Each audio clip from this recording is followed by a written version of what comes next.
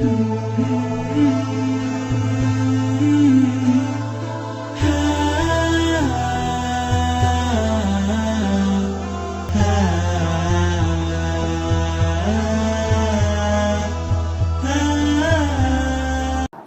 karunia yang paling besar yang diberikan Allah kepada seorang muslim adalah menggunakan seluruh waktunya untuk beramal soleh. Seluruh waktunya. Bahkan kita sudah pernah berikan gambaran teman-teman sekalian, hal yang mubah bisa berubah menjadi sunnah, bisa berpahala. Contoh, makan, minum, tidur, mandi. Pada saat Anda meniatkan memang untuk ibadah. Tidur supaya memberikan hak badan. Tidur supaya Anda bisa lebih kuat beribadah. Jadi selain memberikan hak badan juga memperkuat diri untuk ibadah. Anda makan, minum karena ini memberikan hak badan yang memang Allah SWT berikan sinyal lapar, sinyal haus. Jadi bukan cuma sekedar hilangkan lapar dan haus, tapi memang memberikan hak badan. Jadi dari mubah menjadi sunnah. Begitu juga dengan mandi misalnya. Bukan hanya sekedar mandi, tapi mandi agar bisa lebih segar dalam beribadah, lebih merawat tubuh yang Allah amanahkan. Jadi berubah dari mubah menjadi sunnah. Maka dari itu Rasulullah SAW bersabda, pergunakanlah 5 hal sebelum datangnya 5 hal. Masa mudamu sebelum masa tuamu. Kalau kita sudah tua, peluang untuk melakukan seperti pada saat masih muda itu susah. Energi sudah berbeda. Mata, penglihatan juga sudah kurang. Pendengaran sudah kurang. Dan seterusnya. Beda antara anak muda sama orang tua. Maksimalkan masa mudamu. Dan masa muda harus dihabiskan di atas ketaatan kepada Allah Subhanahu wa Ta'ala. Nggak boleh pada kemaksiatan. Kata Nabi SAW, Allah sangat kagum dengan anak muda yang tidak menghabiskan waktunya pada kemaksiatan. Yang saya herankan kadang-kadang kalau ada anak tampan yang gagah dan ada anak perempuan yang cantik, heran kalau tidak menjadi ahli maksiat. Jadi kalau hadir di majelis ilmu, aneh. Jadi majelis ilmu harus orang-orang yang jelek-jelek saja. Ini aneh betul ini.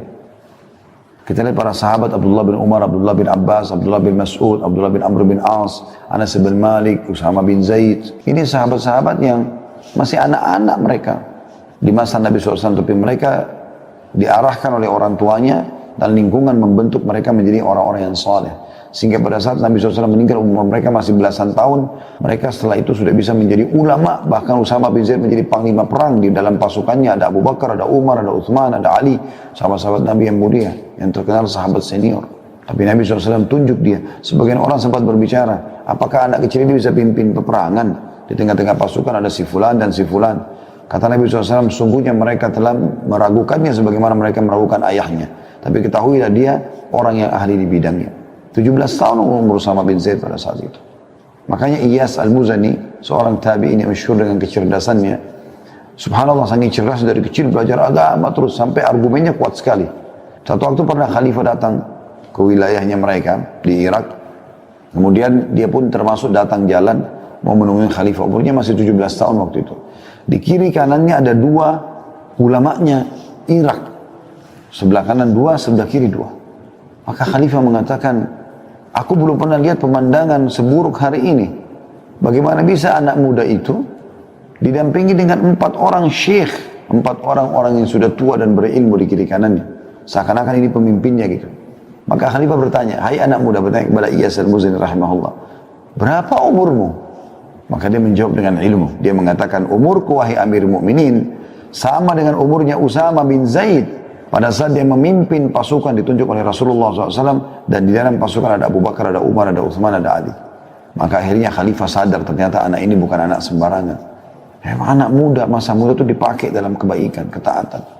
Kalau kita pernah lost teman-teman sekalian di masa muda kita habis dalam kemaksiatan atau hal yang tidak berguna, jangan wariskan keburukan itu kepada anak-anak. Bentuk mereka menjadi generasi Rabbani, kita jadikan sebagai penutup kesalahan kita di masa lalu. Supaya apa yang gagal kita di masa lalu, kita tidak boleh lagi menjerumuskan mereka pada kegagalan yang sama. Dan ada orang mewariskan masa buruknya, dia hamil di luar nikah, dan dia juga, gak apa-apa kok ibu juga dulu begitu, ayah juga dulu begitu, jadi dia biarkan anaknya sama dengan dia, na'udzubillah. Yang kedua, masa sehatmu sebelum sakitmu. Selama Anda masih sehat, jaga teman-teman sekalian. Pakai dalam ketaatan. Nah kalau sudah sakit, susah. Udah nggak bisa buat apa-apa.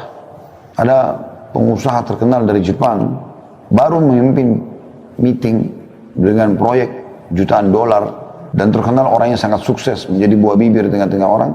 Malam hari dia tidur tiba-tiba stroke. Besok pagi dia sudah lupa semuanya ilmunya.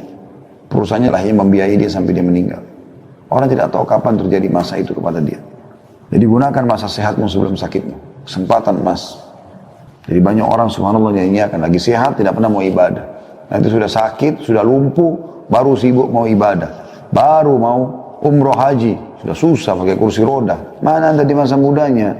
Sudah rabun matanya baru mau belajar Quran. Mana anda pada saat masih terang matanya? Nanti sudah terlilit utang baru berpikir mau sedekah. Bagaimana caranya waktu lagi lapang kenapa nggak sedekah? Sayang sekali. Kemudian yang ketiga, kayamu sebelum miskinmu. Mumpung kaya sedekah. Kalau sudah miskin sudah susah nanti. Mumpung kaya, umrohlah, hajilah, bersedekahlah. Yang keempat, waktu luangmu sebelum sibukmu. Jadi kalau pas ada waktu kosong, pakai dengan hal yang baik, hal yang positif. Kalau hal yang mubah masih boleh, tapi kalau sudah masuk kepada hal yang haram jangan. Tapi kesempatan emas, mumpung lowong, pakai untuk hal-hal yang bermanfaat. Syaitan kadang-kadang mempermainkan cara kita melihat waktu ini teman-teman sekalian. Contoh misal, kita masuk ke masjid mau sholat misalnya. Perhatikan kadang-kadang masjid itu meletakkan durasi antara azan dan iqamah 3 sampai 5 menit. Itu 5 menit sudah dianggap lama.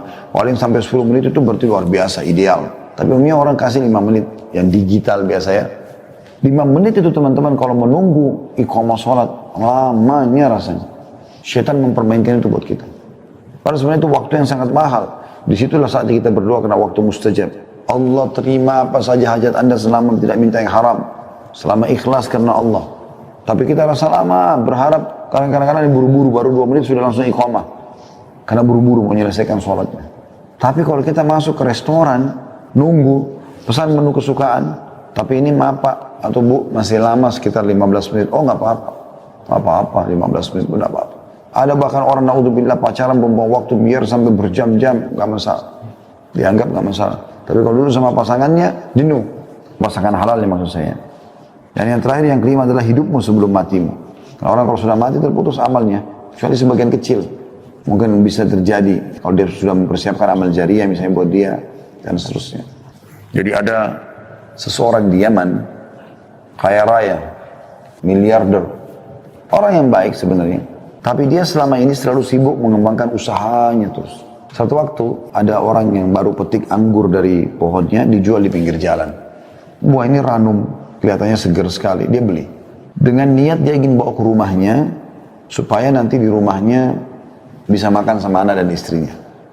Begitu tiba di rumah, dia bilang sama anaknya sama istrinya, ini nanti sebentar habis sholat duhur kita makan sama-sama. Persiapkan aja, dikasihlah kepada mereka. Kemudian dia sholat duhur di masjid. Subhanallah, begitu dia pulang dari sholat duhur, sudah dihidangkan makan siang, dia tanya, mana anggur tadi yang saya beli? Kata mereka, sudah habis kami makan tadi. Kata istrinya, anak-anak berebut tadi jadi habis. Tiba-tiba dia terenyuh, dia berpikir, apa yang sedang terjadi? Sebenarnya orang ini mampu membeli seluruh kebun anggur itu. Karena dia orang kaya raya, mampu dia beli, bukan cuma sekilo 2 kilo. Tapi mungkin pada saat itu, memang dia beli untuk sama-sama dinikmati. Kenapa dia nggak dilibatkan? Dia langsung berdiri, dia nggak makan siang, dia keluar, dia keluarkan hampir seluruh uang perusahaannya, bangun berapa masjid, bangun rumah anak yatim, proyek-proyek sosial, semua dia sibuk dengan itu. Orang-orang tiba-tiba heran melihat karena dia tidak pernah lakukan itu. Setelah selesai proyek itu ada yang bertanya, kenapa anda tiba-tiba melakukan semua ini? Dia bilang, gara-gara sekilo atau 2 kilo anggur. Dia ceritakan, saya beli, saya bawa ke rumah, ternyata saya mau makan sama-sama, mereka tidak memperdulikan keinginan saya itu. Padahal cuma sekilo atau 2 kilo anggur. Mereka makan sendiri. Maka bagaimana saya bisa harapkan mereka pada saat saya sudah meninggal, mereka akan membangun masjid buat saya, mereka akan berbuat amal saleh buat saya. Anggur saja mereka tidak mau sisain buat saya. Ini kan banyak terjadi begitu. Suami bawa makanan ke rumah, pulang pengen makan sudah nggak ada. Anak-anak sama istri sudah makan habiskan. Nggak ditinggalin buat suaminya. Nggak dilatih anak-anak biasa berbagi dengan ayahnya. Padahal dia yang kerja setengah mati. Subhanallah, seperti itulah. Jadi maksimalkan masa hidup sebelum matimu. Karena kalau sudah mati kita belum tentu bisa berbuat. Apalagi kita berharap ahli waris kita melakukan, belum tentu. Kalaupun dia lakukan, berapa banyak yang dia lakukan dari kebaikan.